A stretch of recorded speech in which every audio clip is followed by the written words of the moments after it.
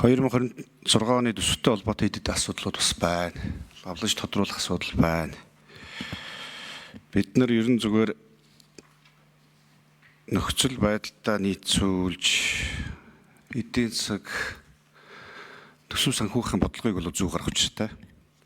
Тэгэхээр бид нар бол энэ удаагийн төсвүүдээр бас илүү нарийн төсвөөнийг шүүж, чамбай төсөв батлах асуудал дээр бол бас хариуцлага хандах ёстой гэж бол бас үзэж байгаа.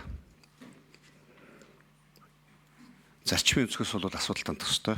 Тэгэхээр би бол ямар нэг бол одоо алдаа бол бас төсвүүдээр бид нар гаргаж болохгүй. Энэ дээр нэг хэд хэдэн асуудлууд байна. За эдийн засгийн хөгжлийн яам, сангийн яамнаас тодруулж асуулах зүйл байна. Төлөвлөлтөн дээр бид нар яг зөв төлөвлөж чадж байгаа мó?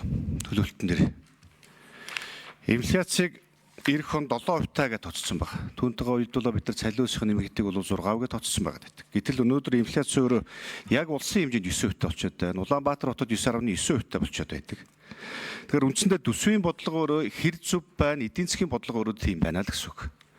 Тэгэхээр бид бүхний хувьд энэ зөв өөрөө төсвийн бодлогыг оруулж ирж эдийн засгаа зөв тэлэх. За эсвэл хэрэг буруу тооцоолвол эдийн засаг магадгүй уналт руу орох чимэрсэл бол байгаа. Тэгэхээр бид нар ямар ч бай төлөвлөлтөн дээр хариуцлагатай хандах ёстой. Инфляцаа төв тооцож байгаа мó? Нөгөө талдаа одоо яг төсвийнхэн бодлогоор бид нар яг энэ өрхийнхэн бодит орлогыг хэрхэн нэмэгдүүлэх юм? Дундаж давхрынхаа одоо эзлэх хувийг хэрхэн нэмэгдүүлэх юм? Ядуурлын хувийг хэрхэн нэмэгдэх юм? Ядуурлын түвшингээ хэрхэн бууруулах юм? Эсвэл одоо тодорхой хэмжээнд энэ тэтгэр болоод төсвийн бодлого маань хэр уялдаатай байгаа. Энэ асуудлууд дээр бас нэг ямар бодлого барьж байна. Одоо энэ дээр бол яг зүгээр бодлого талаас нь аваад үзэхээр нөөтийн бодлого орж ирж байна, төрийн хувийн түншлэлийн бодлого орж ирж байна. За үн цаас боон гарах эрхийг олох асуудал орж ирж байгаа. Том бодлогын төвшөнд ямар нэг одоо бодлогын өршөлт бол би адлага байна гэж хараад байгаа. Үндсэндээ нийгэм хүсэж байгаа асуудал маань бол татврын суурь шинжилгээг суурьаар нь бодлогын өршөлтийг хийгээч. Хувийн хвшлээ дэмжсэн бодлогыг гаргаач. Эдийн засгийнхаа идэвхжлийг сайжруулах ийм бодлогуудыг хийгээч. Татвар дээр нь суурь одоо юу гэдгийг томоохон өөрчлөлтүүдийг хийгээч л гэсэн ийм хүлээлт бол байгаа даа. Тэгэхээр энэ дээр одоо эсвэл нэмж засгийн газар магадгүй илүү том бодлогын татврын өршөлтүүдийг оруулж ирэх юм уу? Эсвэл зөвхөн энэ хоёр бодлогоор 2026 онд хязгаарлаж байгаа юм уу? Эдийн засгтэр үндсэндээ одоо бид нар бас үндсэн төрийн өрийн дарамт төр их нэмэгдэж байна. Энэ цаг үе дээр үн цаас гаргаж байгаа асуудал зөв юм уу? Хуучин бол дотоод энэ үн цаас гарах асуудлууд дээр засгийн газар арай өөр бодлоготой байр суурьтай байдаг байсан.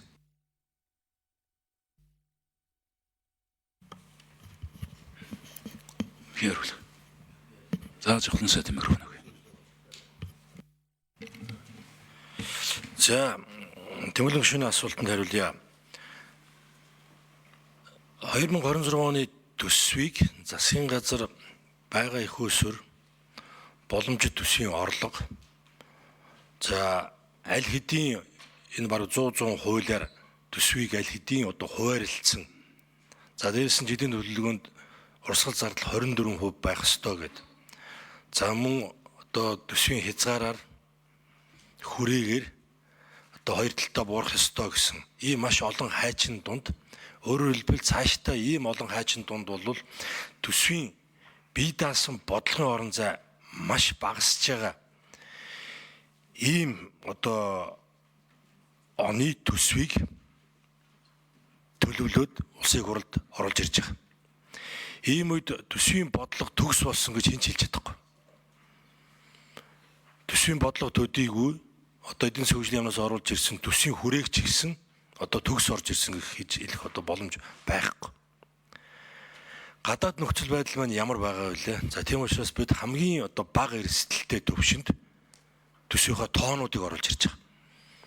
Бодлогын орон зай одоо улам хумигдж байгаа гэдгийг би дахин хэлье.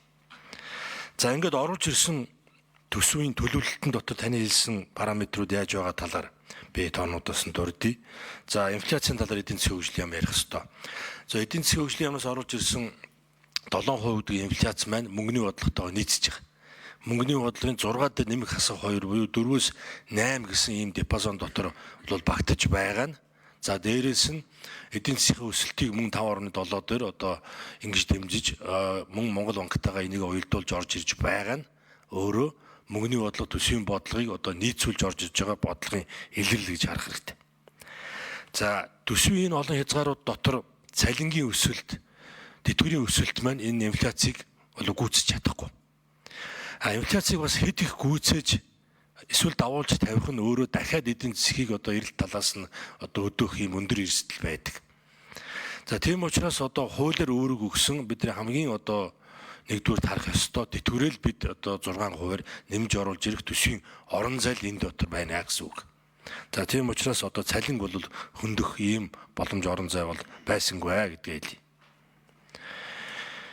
За төсвийн мөнгөний бодлого хэлсэн. За том бодлогын зорилт нь тийм бид том бодлогын зорилт маань төсвийн өсөлтийн хязгаарыг бол бид нар хумж чадсан. Төлөвлөгөөнөөс эхлээд за төлөвлөгөө 24% төр байх ёстой шүү гэдэг бол энэ маш том хязгаарлалт болж байгаа. За мөн төсвийн хөрөөний хувьд ч тэр одоо бид хоёр талаас нь бууруулж орж ирж байгаа нь байна бол бас нэлээд том ийм бодлогын ийм одоо эргэлт алхам болж байгаа гэж бодох ёстой. За тийм ч учраас энэ нь одоо салбарууд дээр маш хүнд тусч байгааг та бүхэн одоо эхнээс нь харж байгаа. За гисэн хэдиж одоо бид энийг цааш нь одоо дасан зохицох ёстой. Тэгвэл дасан зохицохын тулд цаашдаа бид маш хатуу ийм өвдөлтөй ийм бодлогын шийдвэрүүдийг гаргах ёстой. Тэр нь өнөөх л 100 хуулийн дотор хийцэн байгаа аль хэдийн баталсан төсвүүд байгаа. За тэрийг бид нар оролдохгүйгээр цаашаага энийг одоо явах боломж одоо маш хязгаарлагдууд болж ирж байна гэдгийг хэлье. За татварын суурь өөрчлөлт. Татварын суурь өөрчлөлт 90 оноос хойш хамгийн том өртөгтэй, хамгийн том олон параметруудыг хөдөлгөсөн олон далаацтай нэлээд том ийм суурьаар нь өөрчилж байгаа төсвийн цогц ийм хөтөлбөрийг бид эхлүүлж байгаа. Нэг дор бид нар 8 их 80-ийн өөрчлөлтөд татварын өөрчлөлтийг бид хийж чадахгүй. Параметрууд нь бол орлого талдаа 4 их 80-ийн өөрчлөлт өгж байгаа юм. Одоо төсвүүдээр ийм дарамт ирж байгаа гэсэн үг. Энэ маань яг төсөв тусах. За жолон сайд гүйцэд хариулж байгаа. Орон нутгийн татаас болж хувилбар болоод ингээд хоёр талтай эффект өгөөд ингээд 7-оос 8 их 80 магадгүй 3 жилийн хөтөлбөр дээр бол энэ одоо инфляцтай холбоотой энэ дүнгууд өшөө одоо өндөр болохыг ч үгүйсэхгүй.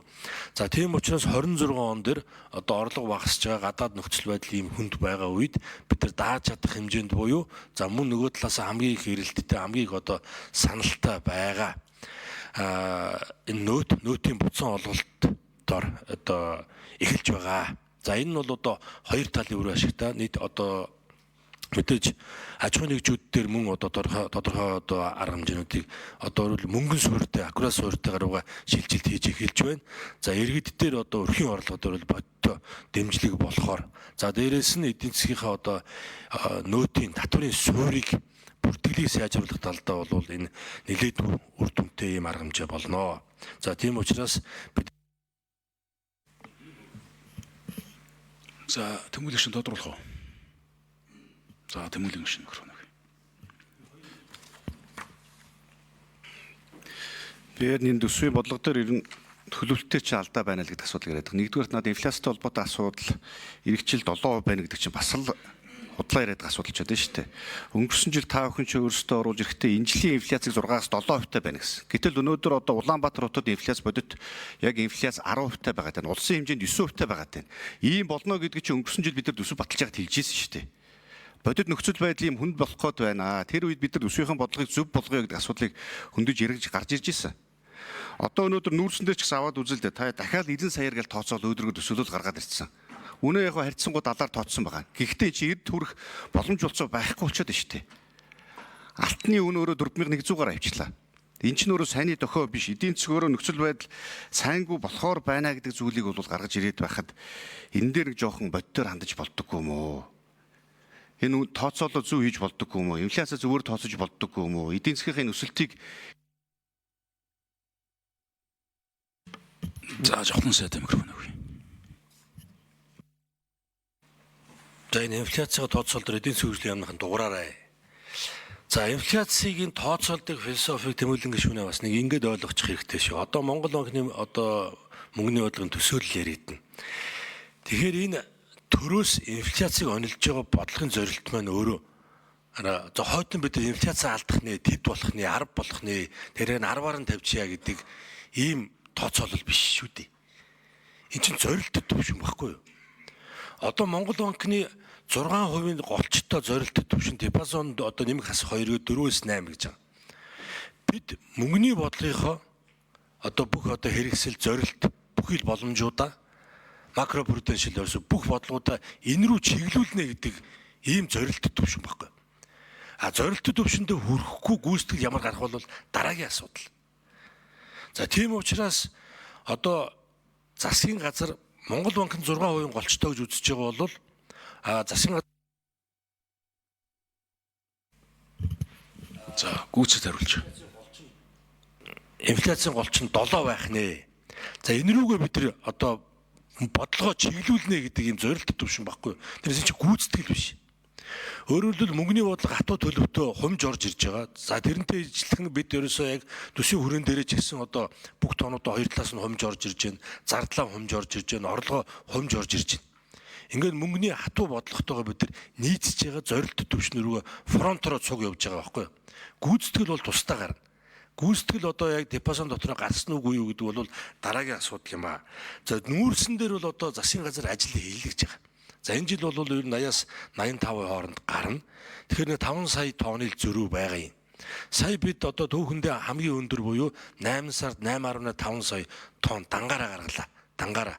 Тэгэхээр хэлийн нэвтрэнхүүлэх чадвар энэ хэмжээнд хүрсэн байна. Урд эрэлт байна уу, юу л байна? Бидэнд нүүрсэн байна уу, байна. Тэгэхээр энэ хэмжээ бол харин ч одоо бодиттой бөгөөд энээс давуулж гарах ёстой гэдэг.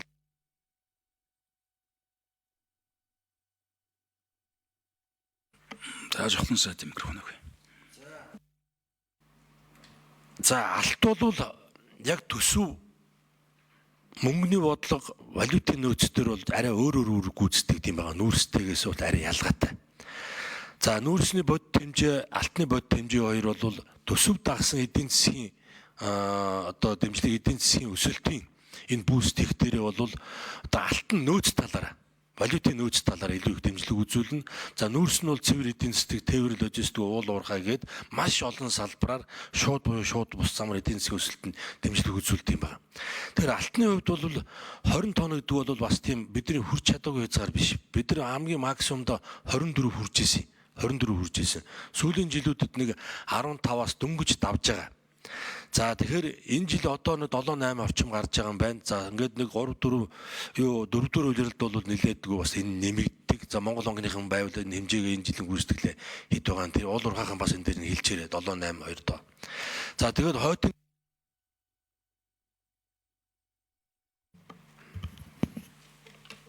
За хинээс. За уул уурхай.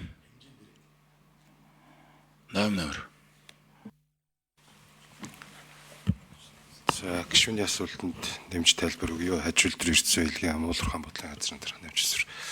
За алтны тухайд бол олборлтын хэмжээ буурч байгаа нь бол өгнө. Энэ маань бол үндсэндээ шорон ордуудын нөөц үндсэндээ шахавж байгаатай холбоотой. Бид нар бол үндсэн ордуудын эдийн засгийн хэрэгэлтэнд оруулах чиглэлээр бол холбогдох ажлууд хийж гүйцэтгэнэ гэж төлөвлөж байгаа. За үндсэндээ нэг Монгол улсын хэмжээнд нөөцөнд бүртгэгдсэн нэг 100 гаруй ашиглалтын цусгай шийрлүүгээ үндсэн ордын. За тэгээд цаашд бол энэ ордуудыг эдийн засгийн хэрэгэлтэнд оруулах чиглэлээр бол ажиллана. Тэгээд засгийн газрын зүгээс бол алтгууруу гэдэг энийг бол зарлаа явж байгаа.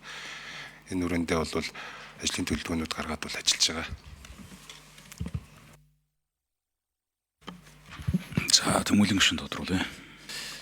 Би энэ алтан дээр яриад байгаа асуудал маань үндсэндээ зүгээр энэ алт өсөөдөө нэгдэг чинь сайнны дохой биш л гэдэг зүйл яриад байгаа байхгүй. 7 хоногоор эн чинь нэг унц алтны үн чинь $100 нэмэгдээд байна шүү дээ. 4,000 өнөөдөр өнгөрсөн 7 хоногт байсан бол өнөөдөр 4,100 болсон байна.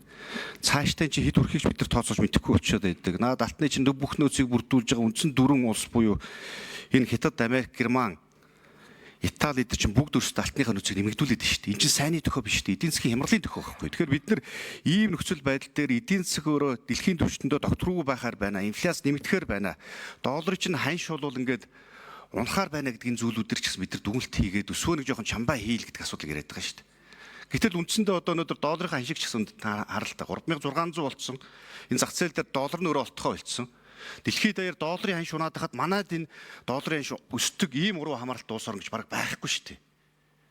Тэгэхээр эн чинь эдийн засгийн бодлого нь өөрөө төлөвлөлт нь өөрөө буруу байна гэдэг асуудлыг би хөндөд байгаа байхгүй. Тэгэхээр дахиад та нар дөрвөө бух шиг буруу шисэн сүг шиг ингээл